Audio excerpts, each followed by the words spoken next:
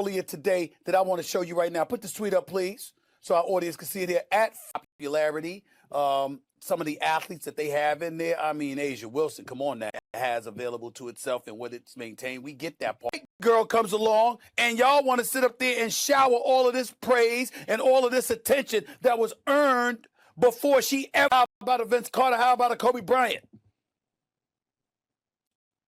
So let's not forget that. But they didn't grow by 319%. That was Caitlin Clark. 119%. That was Caitlin Clark. Which means she's largely responsible for the overall league attendance records. Mercier, according to Fanatics, and Clark was the top-selling player and is fifth among athletes across all. Stephen A. Smith opens with the actual news. The Fever announced Caitlin Clark will be out at least 2 weeks with a left quad strain, diagnosed after an MRI following pain she reported in a loss to the Liberty. That's the real headline everything else in this segment builds off of, and it's worth grounding the whole conversation in that before it goes anywhere else. Fanatics also reported a 100% increase in sales for WNBA-specific merchandise. It started with Caitlin Clark. And so now that we know all of this, and we've known that for months, now we get to turn around and look and see what exactly is it that the league will do knowing that she's out for the next 2 weeks. I'm not saying I know for sure what's going to happen, but I have an idea. Somebody tweeted him directly asking whether the WNBA can keep itself afloat while Clark's out, and his answer is a clean yes. He name-checks Aja Wilson and Brianna Stewart specifically, giving real credit to the talent this league has independent of Clark. That's an important starting point before he pivots into the more pointed part of this take. And elevate and use them to elevate your play or to elevate the attention you garner. It's very simple, but people didn't want to do that.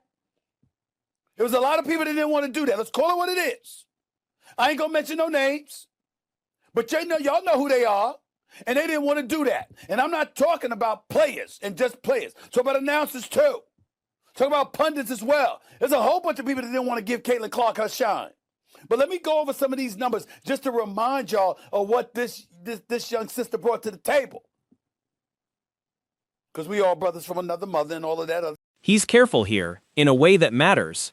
Explicitly saying he's not going to claim other players hate Clark the way RG3 suggested about Angel Reese. But he draws a real distinction. He thinks the resentment, where it exists, isn't about Clark as a person, it's about what she represents.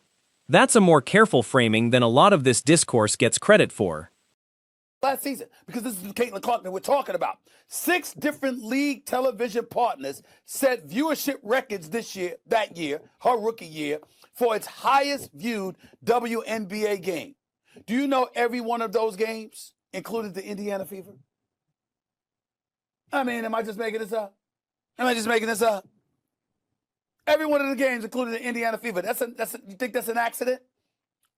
Thanks to Clark, Indiana led the league in attendance both at home and on the road. The Fever averaged 17,035 fans at home and over 15,000 on the road. 4 teams moved home. And he backs up why she's earned the attention with real numbers. All-star as a rookie, 4th in MVP voting, the unanimous Rookie of the Year. Those are actual confirmed 2024 accolades, not exaggeration. Clark her shine. But let me go over some of these numbers just to remind y'all of what this young sister brought to the table. Because we all brothers from another mother and all of that other stuff, and sisters from another mother and got that. That's why I said that. Let's look at this. Became the first rookie with at least 25 points, 5 assists, and 5 rebounds in a playoff game. That was Caitlin Clark. Became the 4th different rookie to play all 40 minutes in a playoff game. That was her. I'm looking at other things. 6 different league television partners. Here's the part of this take that's going to generate the most discussion. He's saying some players resented watching this young white girl take the league by storm and get credit for chartered flights and rating spikes that, in his framing, those players feel they'd already earned through years of work before she arrived. That's Smith's own characterization of a sentiment he's attributing to unnamed others, not a claim he's making about any specific named player. Caitlin Clark ball. She balled at Iowa in college. She's balled since she's been in the NBA. She came into the league last year with no break whatsoever between the college game and the pro game and did her thing. Ended up as an all-star, ended up being fourth in the league in MVP voting, was the clear winner for Rookie of the Year. No competition whatsoever in that regard when it was really all said and done. We know what she brings to the table. But people wanted to hate. His actual conclusion matters here. The resentment is understandable, but it's not about Caitlin Clark, it's about what she represents. That's a meaningfully different claim than saying players hate her personally, and it's worth holding on to that distinction as the conversation continues.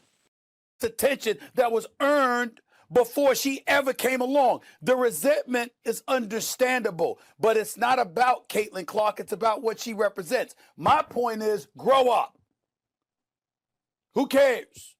If you're Magic and Bird, that didn't stop Jordan from coming along and doing what he did.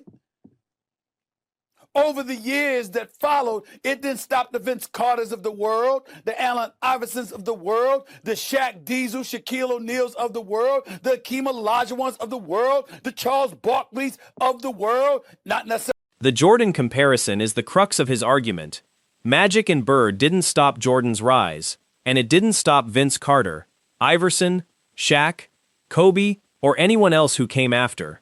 A rising tide lifts all boats is Smith's actual, repeated thesis across multiple appearances this year, and it's the same argument he's made in other interviews about Clark's impact on the league's business.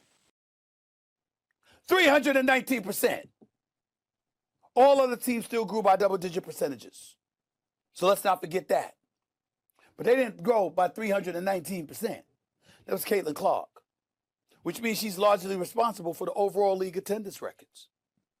Merchandise sales were also up 450% for the WNBA, according to Fanatics, and Clark was the top-selling player and is fifth among athletes across all sports.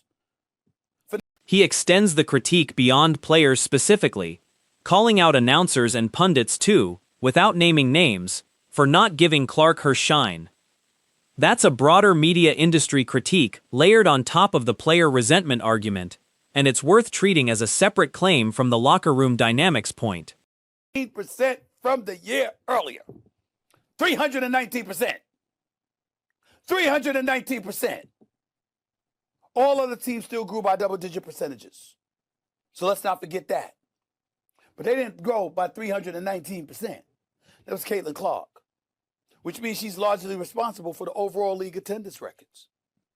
Merchandise sales were also up 450%. Back to confirmed numbers. Clark became the first rookie in WNBA history with at least 25 points, 5 assists, and 5 rebounds in a playoff game, and just the fourth rookie ever to play all 40 minutes in a playoff game. Those are real, checkable rookie season records. In her leg Saturday after the team's loss to the New York Liberty. She subsequently underwent an MRI and was diagnosed with the strain on Monday. Clark was the WNBA's Rookie of the Year last season and a first-team All-WNBA selection. So far, she's averaging 19 points and a league-leading 9.3 assists through 4 games this season. I could give a damn about that last part.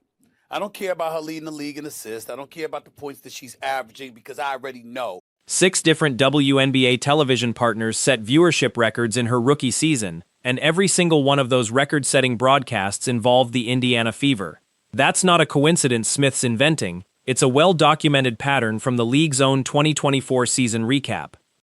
6 different league television partners. This is last year. This is last season, because this is the Caitlin Clark that we're talking about. 6 different league television partners set viewership records that year, her rookie year, for its highest viewed WNBA game. Do you know every one of those games included the Indiana Fever? I mean, am I just making this up? Every one of the games included the Indiana Fever. You think that's an accident? Thanks to Clark, Indiana led the league in attendance both at home and on the road. The attendance numbers are exactly right too. Indiana averaged 17,035 fans at home, a 319% increase over the previous season, the largest jump of any team in a league where every single team grew by double digits. 4 teams moved games to bigger arenas specifically when Indiana came to town. All of that is independently confirmed by Forbes, the WNBA's own season recap, and multiple other outlets. Somebody tweeted me and asked about earlier today that I want to show you right now. Put this tweet up, please, so our audience can see it here. At 4th Gen Bucci, B-U-C-C-I, right? Stephen A. Smith, can the WNBA keep itself afloat while CC, as in Caitlin Clark, is out? End quote. My answer would be yes.